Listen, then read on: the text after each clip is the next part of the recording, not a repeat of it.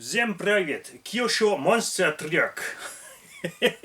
Ah oui, je l'ai fait en russe. Ouais. On va rajouter une playlist, tu vois. Pourquoi en russe? Parce que ce petit machin, il part en Russie, tout simplement. On a ici le Monster Tracker 2.0 qu'on a révisé. Alors figurez-vous qu'il a des amortos hydrauliques. Les pistons sont dedans, c'est juste qu'il y avait plus d'huile à force.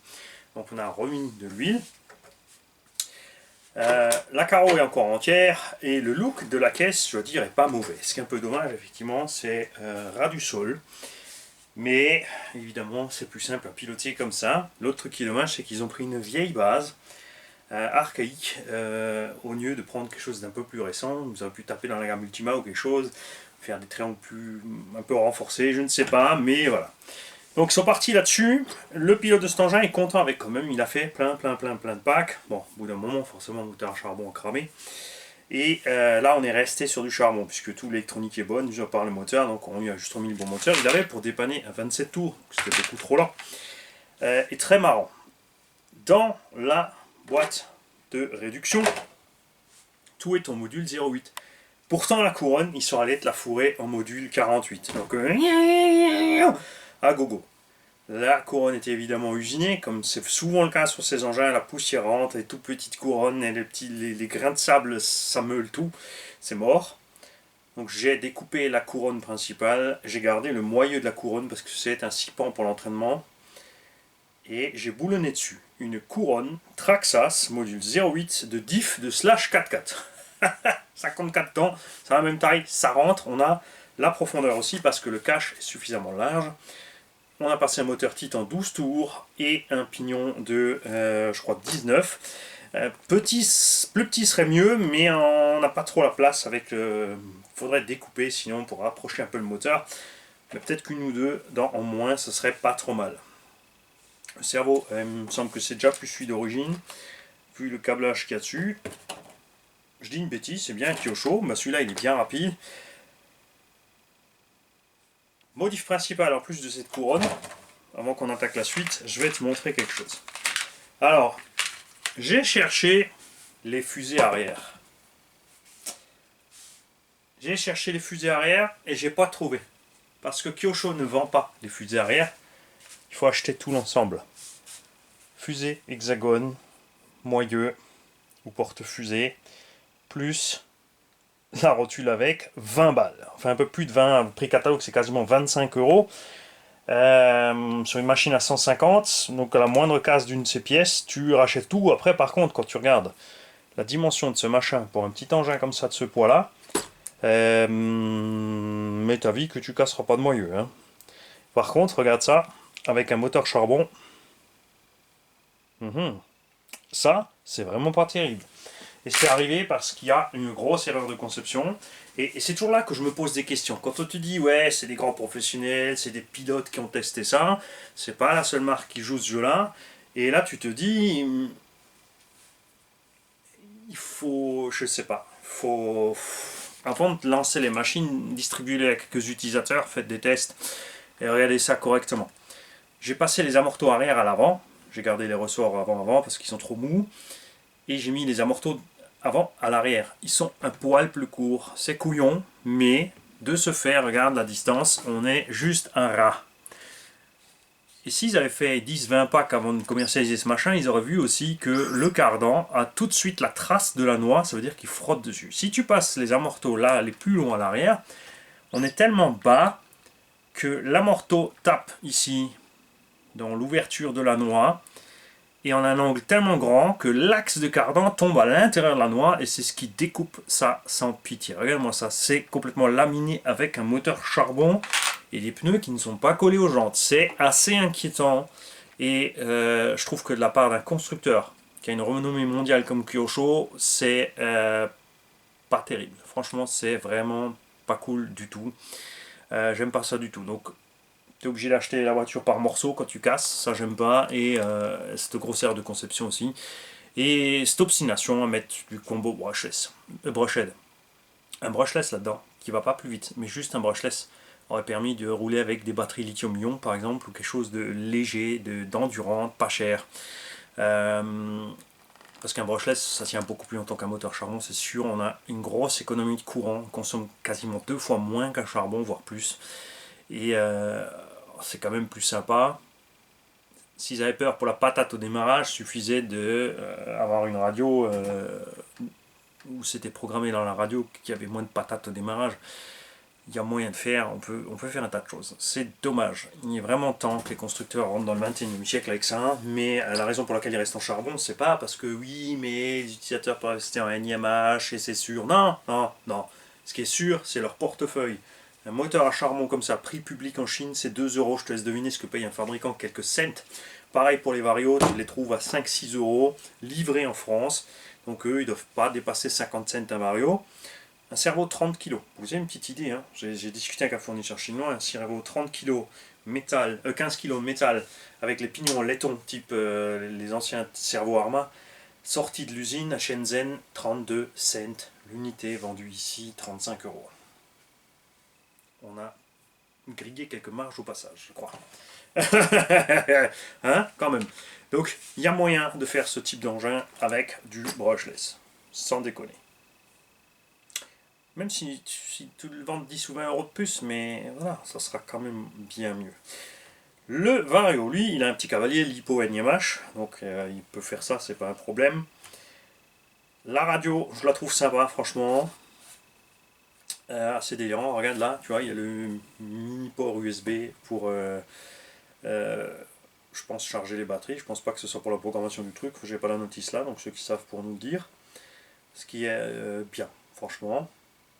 Je la verrais bien plus compacte, plus petit sur la poigne, puisque c'est prévu pour les petits, ça serait pas mal. On a tous les réglages de base, c'est sympa. Bon, il est en charbon, il n'y a pas besoin de bride, ce serait sympa s'il y avait effectivement un brushless qui est une bride. Donc direction, regarde ça, elle marche super. Hein, il y en a un paquet qui peuvent prendre des leçons, surtout Traxxas. Et, alors attention, j'ai pas encore collé les pneus, avec le Titan 12 tours.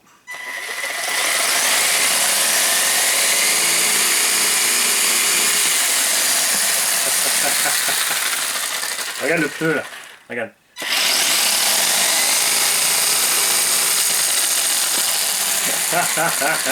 Donc je vais évidemment aller coller ça pour que ça se passe bien. Ce qui est bien, l'autre truc qui est bien, c'est que malgré le nombre de pas qu'il a fait, les roulements sont en parfait état. C'est des roulements double Z, mais comme dit, un petit coup d'huile par l'extérieur, c'est facile pour les entretenir. J'ai rajouté un ballon sur le récepteur pour qu'ils ne prennent pas la flotte. Ça, moi j'aime bien. J'ai laissé la suspension molle à l'arrière qui l'encaisse, on est plus ferme à l'avant. Un peu bizarre aussi, c'est qu'on est amputé avant que le châssis tape. Hein, à l'avant, à l'arrière ça va, bon c'est peut-être maintenant parce que j'ai mis les tout petit peu plus long, après les pneus feront le reste, si ça tape fort, ça va aller. Et nous allons évidemment faire un rapide essai quand les pneus seront secs. Alors évidemment là, quand ça ballonne comme ça, tu te dis que c'est un peu trop fort, n'empêche qu'au sol, il n'a aucun problème à partir. Après c'est un 550, hein, ce moteur est quand même prévu dans des engins plus lourds que ça. Je peux partir tout doucement, il force pas, il coque pas. Tu vas certainement l'entendre. Ça part. C'est prévu pour des Slash 4x4 et des Stampede 4x4 ce moteur. Donc un engin qui est presque... ouais, on a facilement 800 grammes, 1 kg de moins que ces engins-là. Ça va, je pense, bien se passer. Bon là évidemment on l'essaie faire en brushless, en lipo, hein, parce que... Bon, ouais, ça va pas le faire. Donc si je me prends le temps, je vais coller ça évidemment avec la vidéo d'essai, ça serait bien. Juste une précision, j'aimerais être sûr, tonton, que tu n'as rien touché sur suspension, changer les chapes d'amorto ou quoi que ce soit. A priori non, hein, je vois pas pourquoi tu aurais fait ça. Parce que moi j'ai envie de faire le retour à Kyosho, même s'ils répondent jamais, je veux dire à un moment ils vont peut-être quand même finir par écouter quelqu'un. Je vais peut-être voir si je peux choper l'importateur français. Hein. C'est pas grand chose, des fois il suffit de... Voilà, en plus ils ont des amortisseurs un peu plus longs derrière que devant, il suffit de mettre les 4 mêmes. Et tout serait réglé en un clin d'œil. Hein. Voilà. Donc maintenant que j'ai vu la transmise en module 0.8, bon pas la couronne, hein, mais avec la transmise en 0.8 dedans. Ah oui, un petit mot sur le diff aussi. Le diff a 4 satellites en ferraille à l'intérieur. Ça c'est cool. Donc de ce côté-là on est bien. Donc ce qu'on aimerait c'est le 2.0, donc il va falloir se pencher sur le 3.0. On aimerait une couronne module 0,8, minimum 0,8, hein, et un Broches 2000 kV.